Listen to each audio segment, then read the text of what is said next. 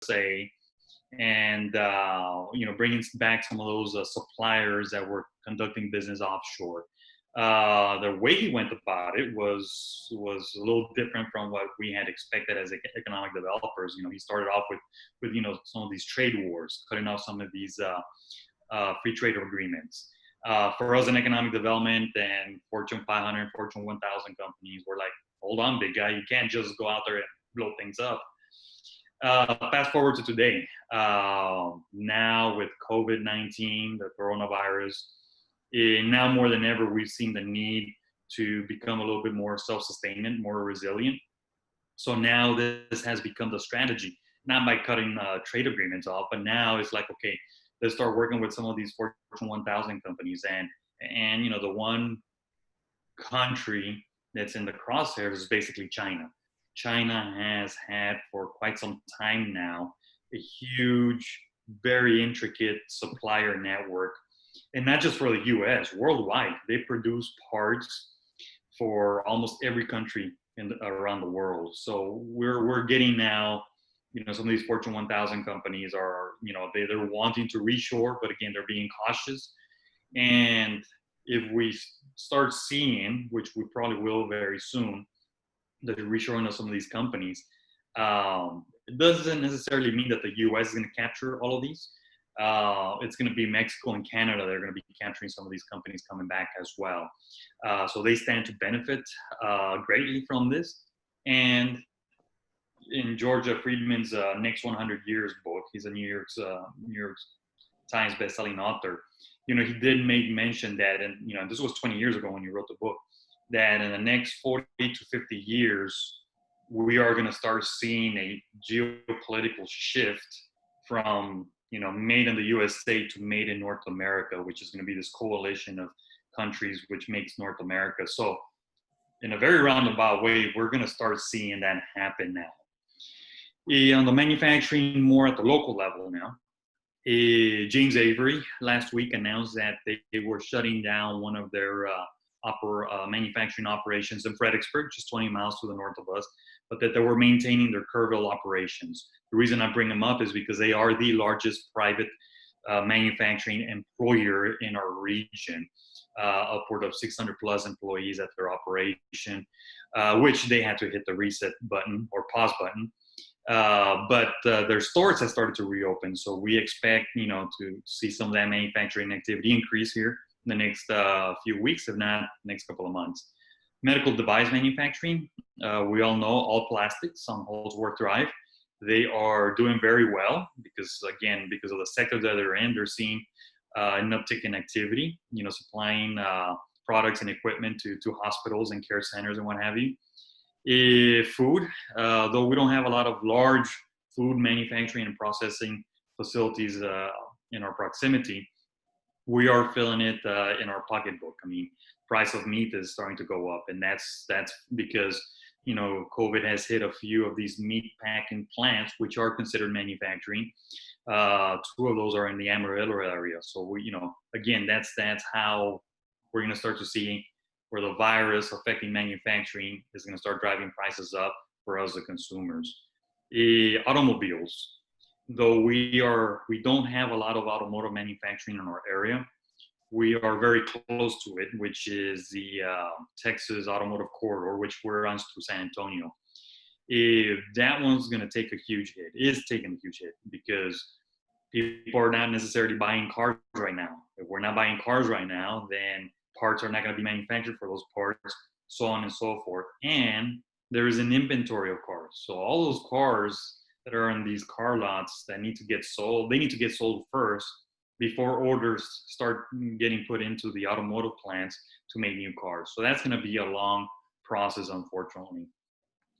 Aviation and aerospace, one of the things that we started looking at when I first got here a year and a half, and then with Teresa making the move over to the EDC about 6 months ago, is that we have a golden opportunity to start developing a cluster around the aviation and aerospace sector, which has not been, there's not a lot of flights right now, but commercial airline activity is not the only planes that are getting manufactured. I mean, there's a private sector, and then there's also missile and defense. There's a huge opportunity for us to really start developing a cluster because of our proximity to San Antonio, the growth that potential that we have at our airport in Kerrville, and then the avionics talent that we have, and then a lot of pilots that live in our community. And then the other one is at Mooney, although they're going through a rough patch right now. You know, over the last 60 years, they've built a brand for Kerrville for being a community that manufactures aircrafts. So we have a great opportunity there. And you all might have already heard through the media that there's a project by the name of Skymaster.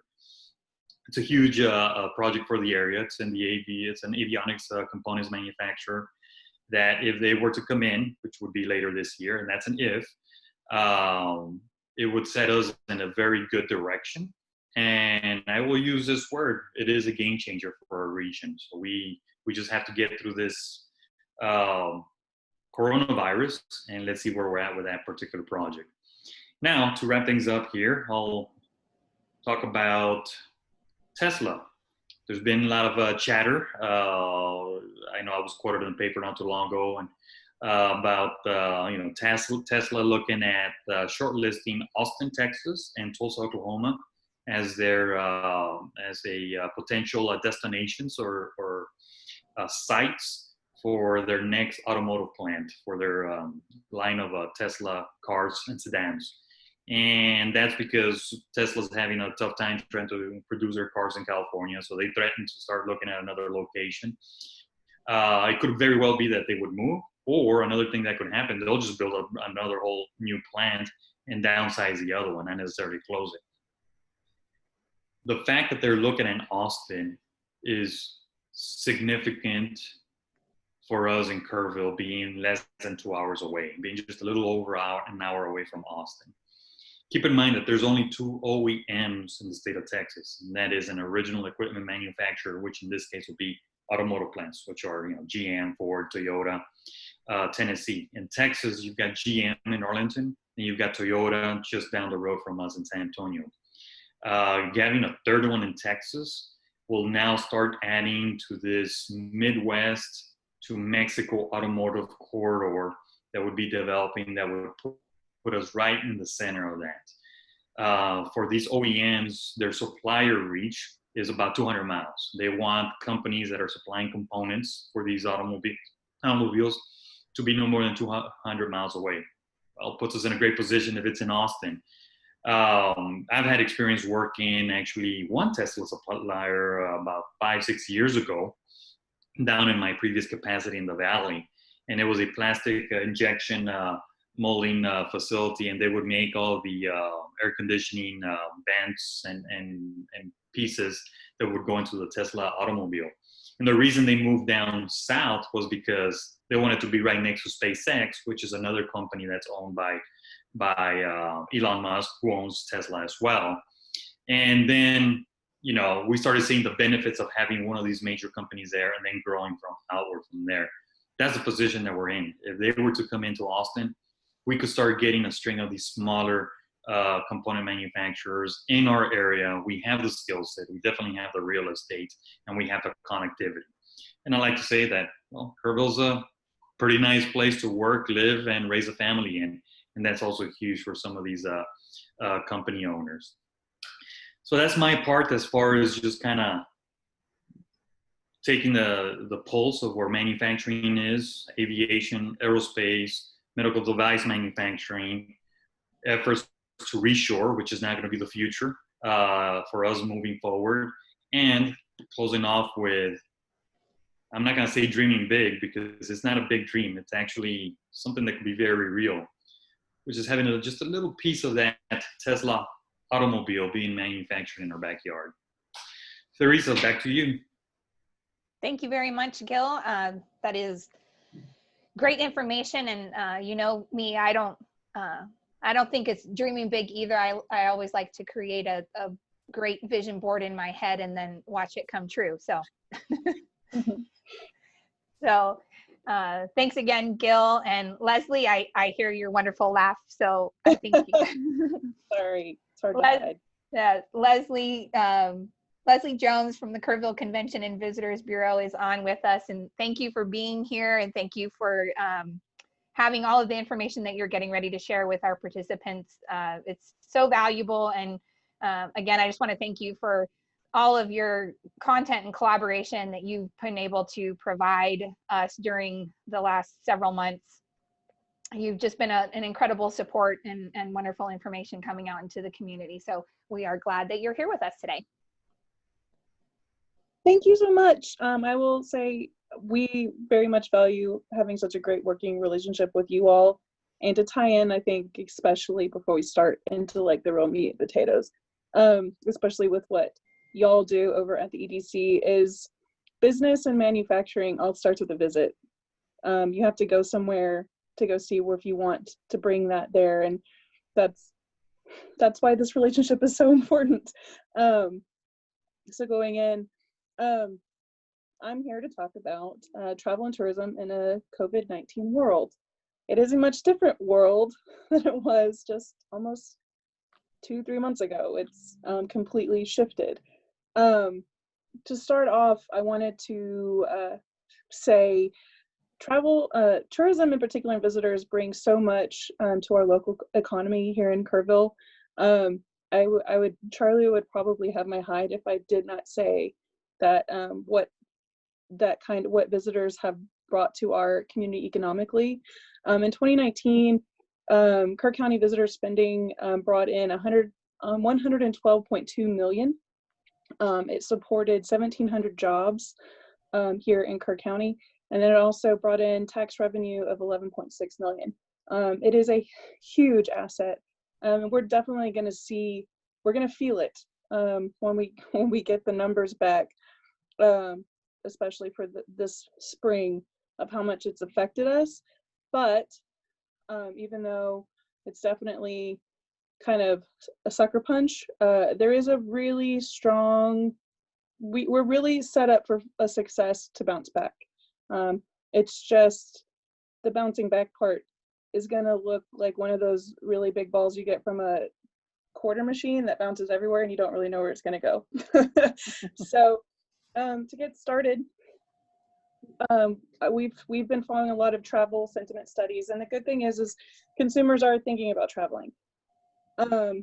Everybody's tired of being stuck at home. They're tired of being cooped up. They want to get out. They want to go do things. They want to laugh and have fun in a different environment.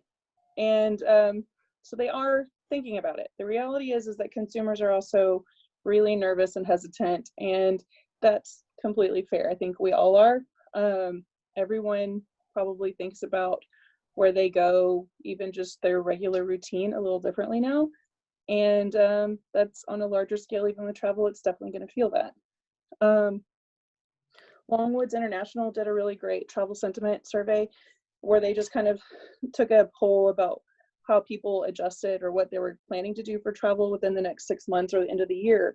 And 50% did cancel trips completely. 45% though reduced their travel plans. So it's a little promising. They're altering what they're going to do. 22% changed from flying to driving, which is a really sweet spot for Kerrville because we do have a large drive market where people drive in here. We don't have a major airport to fly into, which in a COVID-19 world is actually a plus. And 11% changed from traveling internationally to domestic, which is also super great for us. And in the long run, I think will benefit us first in a lot of communities like ours before the major community, all the bigger cities. So when are people ready to travel? Like, when are they thinking about going? And destination analysts, super great at getting, if you're an information junkie and you like looking at numbers, great source to look at things. They did this at the beginning of May, so I'm sure this might have changed a little bit, as everything does, but I'm sure not so much that it's still not relevant. We obviously saw a drastic cut in travel and leisure trips in April and May. We're going to see them pick up. Obviously, September is primed to be like the hot month, but I do think we're going to see more people wanting to travel in November as well. They also did a really great survey on the average distance a consumer would want to travel. And they broke it down into age demographics and into region. So millennials and Gen Xers are going to be willing to travel about 650 miles outside of their homes. Baby boomers a little bit further, 750. And the West and the South are actually the most primed for people that are looking to travel, and they're right there in that spot, about 700 miles that they're willing to travel. The good news about being in Texas is, especially where we are, it's about probably close to at least that to get out of this state. So people will probably want to come here, and traveling from all over to just want to get away, especially in those drive markets that we have. And we're looking forward to kind of to see how this goes. We already know some people are already getting out and traveling, but a lot more are still hesitant, and that's okay.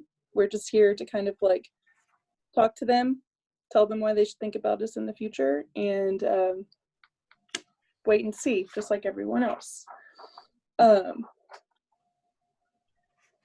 Going into how people are traveling, consumer sentiment as shelter in places lifts. So Destination Analysis also did this. I think it's super great, especially for businesses, attractions, not just us here in like the CVB, but the city, everyone, to kind of see what people are going to want to do first. So naturally, people are going to want to dine out. They're going to want to hang out with their friends, and they want to go get a haircut. Those are the top three. And if you are in those industries at the top of that, you're probably doing a major fist bump in the air right now. If you notice that your industry is towards the bottom, it's okay, I understand. And it's gonna be okay. It just means you have to talk to them differently. You're not on their priority list right now, but you can be in the future. You also need to start talking to them as if, like, why you can make a selling point, why you are viable for them to come see you. If you're a museum or an attraction or a garden, what can you innovate that's something new? What can you give to them that they'd want to see? Can you partner with any of the industries at the top to make it where it's a mutually beneficial to both? It's the old saying, rising tides lift all ships. So working together is going to benefit everyone.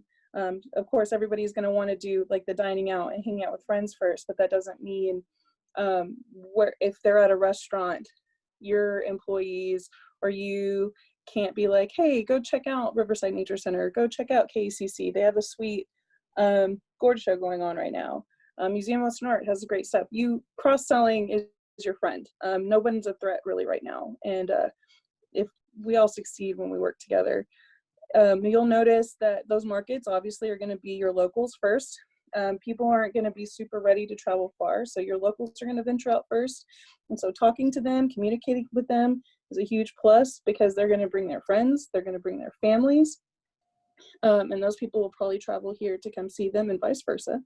And then of course, we'll see like local drive markets coming into the area as well.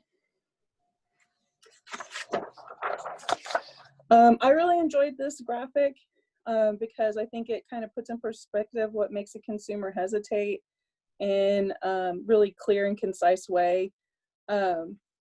Obviously, the top two, 67 and 57%, are worried about social distancing on different ends. But I really think that the one in the middle, attractions, and that goes for businesses, anyone that that's letting the public in, attractions not taking action for my safety. I think that really plays a part with all of these. And when those businesses and attractions can get in front of that and make sure they're already communicating why they're safe and that they're thinking about their consumer, that it will help put at ease, especially these top ones. I think it's best, especially now, to start thinking of like your consumers or your visitors or even your friends or family. You can think of it in different types, partner buyer types. There's ones that are hunkered down. They're not ready to come out. They have a lot of reasons why, and you're not going to change their mind. So it's what you want to do is give them comfort and offer them value of what you do. Then you've got two that are intimidated and hesitant, and these probably go back and forth, where like they're waiting for all clear, they want help to act, but they're not quite ready, or they're on the fence and they're just not quite sure. So that's the cost of doing nothing. They're waiting it out. And then of course you have ones that are just already got your message, they're ready to go. And primarily I think your biggest audience are going to be in the first three and talking to them, because eventually they will come and things will get better. But you need to be having these conversations with them now, whether it be virtually, email, any way that you're just sending them something of value. Which leads us to how you communicate to them matters. How you communicate is a myriad of ways. It could be social media, obviously, is your biggest way right now, but don't forget your website, email blasts, all that good stuff. But mindset motivates. Right now, safety and security is going to be at the top of everyone's mind. Consumer and travelers want to know that where they go, they will be safe. This information should be front and center. It should not only be front and center on your storefront or your business front. It should be front and center on your website. It should not take a lot of clicks for them to see it. It should be front and center on your social media platforms. It should not be hard for them to find. They don't want to search for it. They want the convenience to know, because they might be thinking about it, but then they want to know why it's safe to go. And it's our jobs to tell them. And if businesses out there, especially ones that are relevant to travel or visitors in general, tell us too at the CVB. We want to share that information. We want to know. It's our job to keep a pulse on everything that's going on. So sometimes it's hard to always hunt that down. So by sharing it with us, we can make sure that we're also giving it out. So we're putting those people at ease also. Next, we're all human. So we all crave a connection. We all crave a connection, and we all crave an experience. People want to create memories. So how are you going to help them do that? How are you going to help them do that safely? How are you going to help them do that on not only your terms, but their terms? Not everyone is going to come to you face to face. This might be where you have to push out of like your comfort zones and put more things out virtually, and then not be afraid to fail at that. I am terrified of making video. I know I need to. It scares me. But I also know like now is kind of my chance. I have to do it. And that was like really the best time to do it, because people are a lot more forgiving right now. Like if you watch the news where like the newscasters, like the weatherman, are doing the weather and their dogs are just being dogs, it's the best. And it kind of humanizes you. And I think what at least all of this is doing right now is reminding us we're all human. And businesses have a face, and there's people behind it, and it's okay to show that human face, which I think is a great leeway to empathy when you communicate with your audiences. Understand that your consumer may not be ready to come see you, and that's okay. Everyone has to play to what their strengths, and but right now, even if they're not ready, you can plant that seed for the future.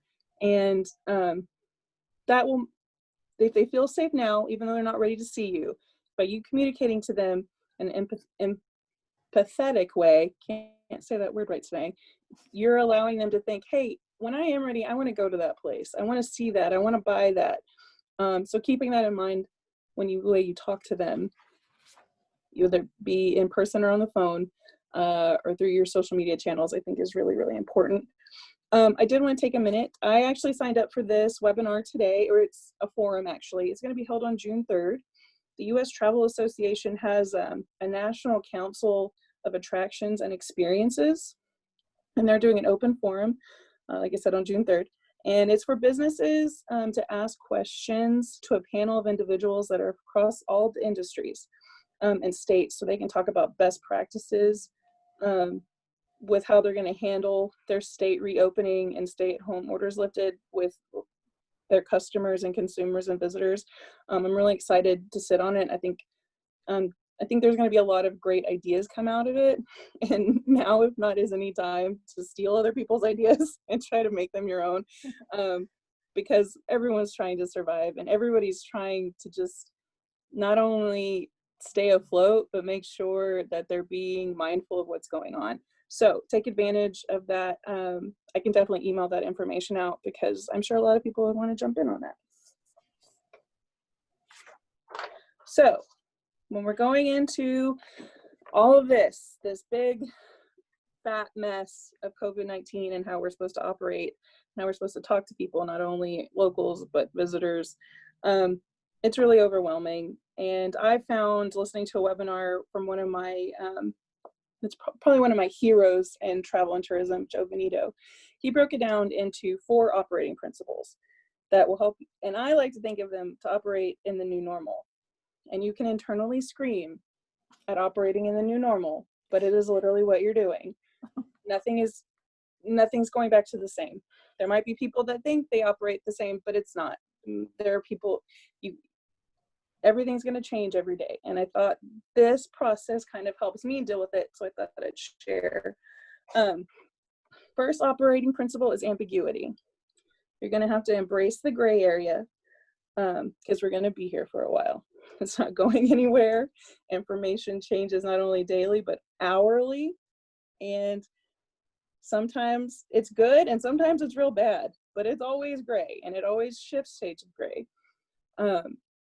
My brother is in the Navy and he's stationed in Guam. So him and his family are there, and it's been very nerve-wracking, obviously too, because this is during a pandemic. For 2 months, all the sailors had to be quarantined from their families, and like he missed his daughter's 3rd birthday. But one of the ways he told me he got through it is he embraced the suck. And that's what you're gonna have to do, is you're just gonna have to embrace the suck. And it's okay. If you ever need someone to have a good stress cry with, call me. I'll gladly do it. But after you got your good stress cry, pull up the socks, button your pants, and then it's time to get to work, because we're going to have to sift through this, which leads you to your next operating principle is anticipation. What does my customer, what does my market, what even my employees, anyone, what do they need from me? What are they looking for? How can I provide it? You can find industry peers, like make a group, talk about it, spitball all this.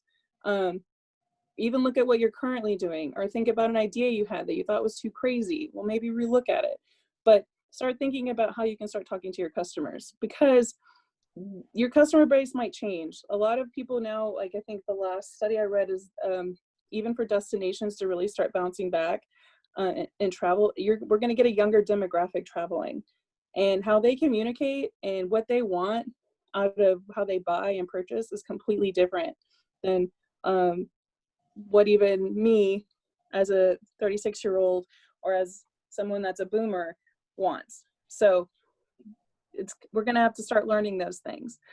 As we start to anticipate, goes to your next principle, is your action. You start forming your plan to anticipate those needs. And it doesn't have to be perfect. It can just be, as long as you have like a good bare bones on the outside, it's only 75% there, then it's time to fire. And when I say this, I am mostly preaching at myself, because I am very terrible at just being like, it's not ready. It's not good enough. I don't know, and second guessing. And a lot of times then I'm behind the curve by the time I'm done telling myself what a bad idea it is or why it's not ready. So now is the time you just have to do it. Because everything changes so much, you're just going to have to fire, because even if there's something not quite right with it, it leads to your 4th principle, adaptation, because you can evaluate what you're doing. You can look at it. You can see if it's working, where it's working, where it's not working, how it can be done differently, how you can modify it, because it's not right or wrong now. It's just how you can adapt. And that takes a lot of the pressure off, because as long as you're being mindful, you're talking to them, you're coming up with these things, you're trying to meet these needs, this will all help. And the great thing about this little cycle is you can jump through all of them all in like the steps they're in, or it could go anticipation to adaptation and action to ambiguity. Like everything's going to change, because that's where we are, because this is the new normal right here. And I made a little mantra for me out of those 4 things. For days that it all feels like it's too much, I feel like whatever I've come up with isn't working, or I think it's dumb, or I'm not good at what I do, all those things we all do. This helps because it just helps you also feel like you get a little control of this one thing. And it is, I'm going to have to deal with ambiguity. My goal is to anticipate what my audience is looking for. I have to move and take action. And as I'm doing that, I'm going to figure out what works and what doesn't work. I need to realize it's not right or wrong. It's how do I need to adapt. As I continue to adapt and learn more, I'm going to increase my rate of success.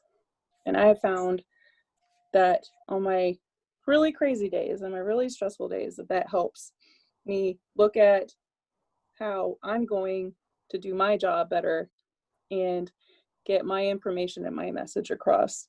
And I hope it helps anyone that listens to that too. So I guess in summation, I put together a little resources for everyone. I think Teresa added some to it also. U.S. Travel Association is fantastic. They have a really lovely industry guidance for promoting the health and safety of all travelers. And this could probably even just go to employees too, but it goes across like not just like travel, it's lodging, it's attractions, it's businesses, it's retail. They have great resources. Skift is a social media digital marketing platform. They have been doing some great blogs. This one was probably one of my favorites. It's Destinations Meet Darwin. It's how 23 U.S. cities are adapting to survive. They're all major cities, but those are the ones that are probably going to have the hardest time jumping back from this, especially since a lot of them have the most cases to deal with and people are going to be scared to travel there.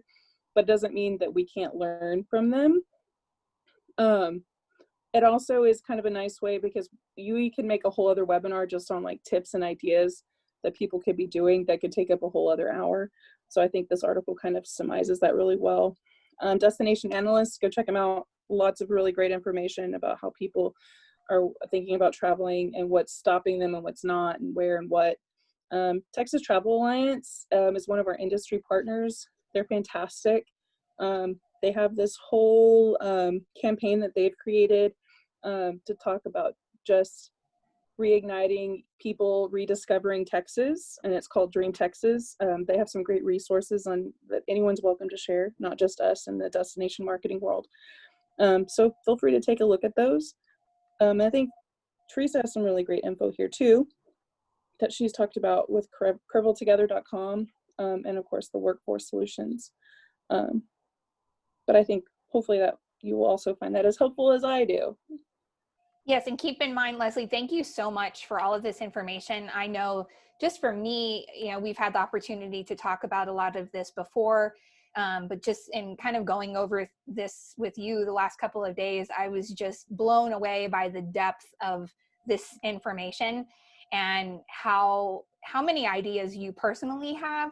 And yes, I have a ton of ideas. So if anyone would love like a good old fashioned like brainstorm session, I would love to tell you my ideas. I have ideas about like nature, doing stuff outside, and history. I can't implement all of them. I need help doing that. So if anyone wants to come talk to me about it, give me a shout out. Well, I am going to put you on the spot. I know we did not push out a podcast this week. We did a recap of our very first podcast for Over the Fence, which was with Clint Fiore from Texas Business Buyers. Next week, our podcast will feature Wayne Euchre from Texas Railing Systems. So that will be on the 4th of June, but I will let everybody know you've agreed to be our podcast for June 11th. So yes, because I heard it was a video podcast. It is. So you get to overcome one of your yes, right. Helping me take action. I see. Yes. Yeah. Leslie, I don't think Teresa told you, but I'm conducting that interview. Oh, fun. You're in for a real treat. Oh yeah, I love it. So awkward, but so professional. All right, Teresa. Well, thank you, everybody. We've had some questions that I've been able to answer through our chat, but the one I have for you, Leslie, is just, I know that there are people that are interested in being able to provide you information. You did talk about being able to get that to you via, contacting you, but Specifically, I know that our offices have been kind of open and temporary closed and under different formats. So can you tell us a little bit about how the CVB is operating at this moment? Yes, currently the CVB offices, we are open to the public. We do have safety precaution things in place, but you're welcome to come in. We are encouraging people to wear masks.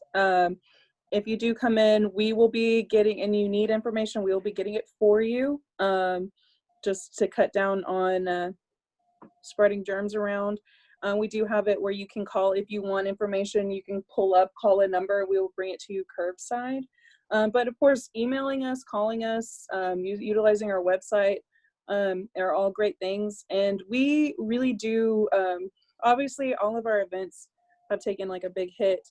And so you keeping in contact with us is great. If you're a business, especially a business that is visitor related or something a visitor would come do, keep us in mind whenever you're putting in these safety things, or if you're opening and you're making changes or anything that you're doing that's even just kind of cool, and tell us. We want to help get that information out. We want to make sure we're providing it also, and we want to support you. So let us know. And if you need to just talk about those things, I'll talk about them with you. I love doing that. So let me know. Wonderful. Thank you very much, Leslie, again. And for those of you listening or that would like other information as well about the chamber, their offices will be open beginning on Monday. They are practicing social distancing protocol. So if you do not feel comfortable coming into office personally, they are available via phone. Their general reception information is there on your screen. They're also available there on their website. They have just a wealth of information available to small businesses also. And as always, Gil and I are always here for you for any economic development information that you need. Please feel free to reach out to us via email or contact us on our work phone numbers. All of that information is available on our website at KEDC.com. And Gil, if you don't have anything else, I'll just say thank you to everybody, and we really appreciate your time. I appreciate all of your time also. And thanks for everybody that tuned in. I hope you got something out of it. Yes. Thank you, everyone.